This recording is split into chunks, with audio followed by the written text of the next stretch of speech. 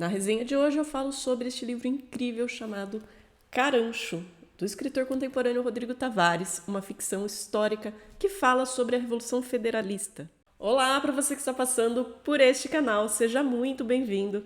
E na resenha de hoje eu trago a minha experiência com a leitura deste livro aqui, Carancho, do escritor Rodrigo Tavares, uma ficção histórica que fala sobre a Revolução Federalista. Tem muitos detalhes aqui muito interessantes que eu quero que você me acompanhe para conhecer um pouco desse livro. Então aproveita já para deixar o seu like, se inscreve aqui no canal se ainda não for um inscrito e vamos falar de livro. Carancho é o terceiro romance escrito pelo Rodrigo Tavares. Meu primeiro contato com ele foi através do livro Ainda que a Terra se Abra, com uma escrita muito madura, muito bonita.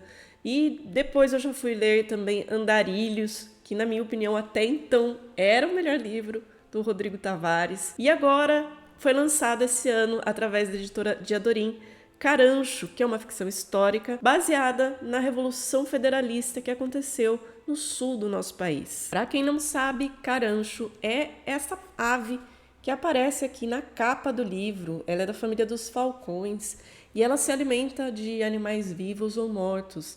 Essa informação é importante porque essa ave aparece em determinados momentos aqui dessa história. Ficção histórica.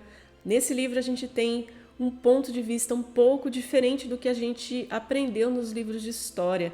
A gente tem aqui a visão dos revolucionários. A Revolução Federalista aconteceu em 1893, no sul do Brasil. Foi uma disputa entre republicanos que queriam a centralização total do poder em nome de Floriano Peixoto, que foi um militar e segundo presidente do Brasil. Do outro lado, temos pessoas que não concordavam com essa centralização de poder. Eles queriam que o poder fosse mais dividido. Os que eram do lado da república centralizadora ficaram conhecidos como pica-paus e os revolucionários ficaram conhecidos como maragatos. Teoricamente, os dois lados eram republicanos, porém um dos lados queria uma centralização de poder e queria praticamente um governo ditatorial. Já algumas pessoas não concordavam com isso e por isso os revolucionários lutavam pela divisão maior desse poder. Essa revolta foi considerada uma das mais violentas e mais sangrentas que aconteceu aqui no sul do país e ela durou de 1893 a 1895. A revolução também ficou conhecida como a Revolução das Degolas,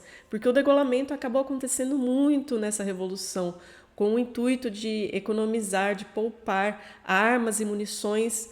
As pessoas que estavam ali lutando acabavam degolando seus adversários. Muitos federalistas e muitos republicanos foram degolados.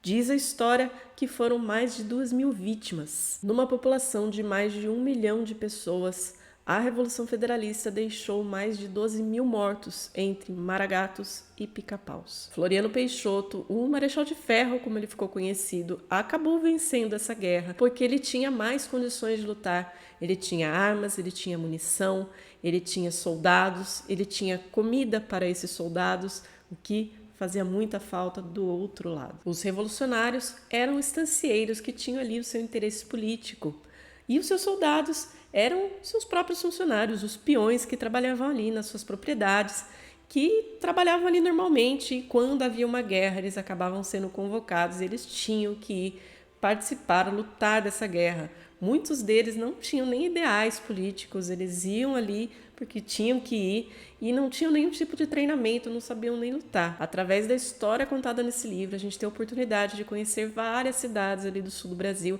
e conhecer também personagens importantes daquela região. Uma coisa que me chamou muita atenção nesse livro foi a questão de termos um olhar diferente sobre a história. Revisitar um momento histórico sobre outra perspectiva nos faz questionar se tudo foi como foi realmente apresentado. A questão dos dois lados da moeda é muito enfatizada aqui no livro, afinal de contas, a história foi registrada através da visão dos republicanos, porque eles tinham mais força, inclusive de imprensa, de divulgação. Então, tudo que chegava de informação para o Brasil era sobre a versão dos republicanos, ou seja, a história deles a favor deles. E a partir daí, a gente começa a questionar junto: será que foi tudo assim mesmo? Temos aqui o personagem da história do Brasil, que foi o Júlio de Castilhos, que ele era presidente do estado do Rio Grande do Sul na época e também jornalista. Ele era dono de um jornal importante ali da região da época e ele publicava as informações que aconteciam sobre a Revolução de acordo com os seus interesses. Então, podia existir ali uma fake news também. Um exemplo que é citado aqui no livro foi um confronto que aconteceu entre os Maragatos e os Pica-Paus, onde o Castilhos publica que houve uma degola de mais de 300 pessoas, sendo que provavelmente esse número não passou de 30. Ele queria mostrar para o Brasil que os Maragatos eram muito perigosos. Inclusive, ele falava também que os Maragatos, que os revolucionários queriam a volta da monarquia, o que não era verdade.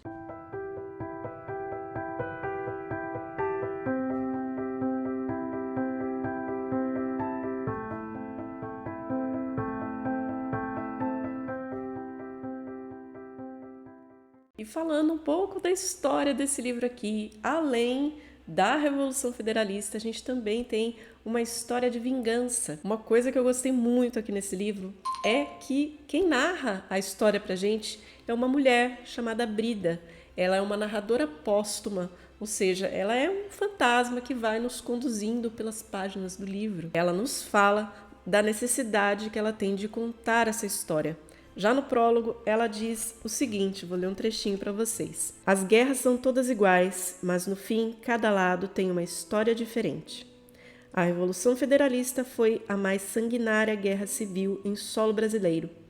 E eu desejo contar sobre como fomos envolvidos nessa disputa em que todos perderam no final.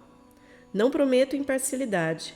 Fui obrigada a escolher um lado, o da minha família. Pouco me importam os motivos que, segundo os caudilhos, provocaram aquela revolta, mas guardo, como quem guarda uma pedra preciosa, todo o meu ódio por ter sido arrastada para aquela trama maldita. Eu sabia que isso ia acontecer comigo, e essa é a mais simples verdade. Mas eu não estava preparada para tamanha barbárie. Brida foi brutalmente assassinada por um castilhista, e ela espera que o seu marido, Tarcísio, vingue não somente sua morte, mas também a morte de seu filho. E nas linhas deste livro, somos inseridos na guerra, no campo, junto com aqueles homens que não lutavam somente contra os pica-paus, mas também lutavam contra a fome, contra o frio, contra o abandono. Vemos a realidade de quem está ali na linha de frente, todos os medos, todas as dificuldades e toda a vontade de vencer. Personagens fictícios, como por exemplo o Tarcísio, que luta como um maragato, porém com a sua motivação pessoal, se misturam com personagens importantes da história, como por exemplo Gumercindo Saraiva, Adão Latorre, Júlio de Castilhos, entre tantos outros. Vemos também aqui nesse livro a luta de muitas mulheres que ficavam em casa enquanto seus maridos iam para a guerra. Elas lutavam contra a violência que batia em sua porta para tentar preservar o seu pedaço de terra, preservar a sua família, preservar o seu alimento e preservar muitas vezes o seu próprio corpo.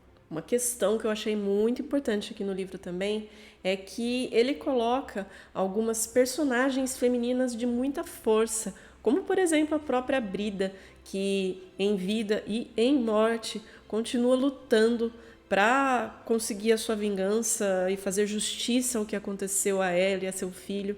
E também tem uma outra personagem aqui que eu gostei demais, que se chama Juana. Ela é uma mulher que foi para a guerra mesmo, ela foi lutar nessa guerra, nessa revolução. E ela é uma mulher que se mostra muito corajosa, muito forte, destemida, mais corajosa do que muitos homens ali. Temos então, neste livro, a história contada pela visão dos revolucionários, com todas as dificuldades que eles passaram, todo o derramamento de sangue e também os caranchos que ficavam sobrevoando, só esperando pela refeição no final de cada combate. Essa foi minha experiência com a leitura de Carancho. Eu gostei demais do livro, eu recomendo a leitura. O Rodrigo Tavares, como eu sempre falo aqui no canal, ele tem uma escrita linda, muito gostosa, vale a pena ser conhecida. Leiam Andarilhos, Ainda que a Terra se Abra e com certeza não deixem de ler Carancho, que é uma grande oportunidade de conhecer também um pouco da história junto com uma ficção muito legal. Espero que tenham gostado do vídeo, deixa o like, se inscreve no canal E a gente se vê numa próxima. Até mais!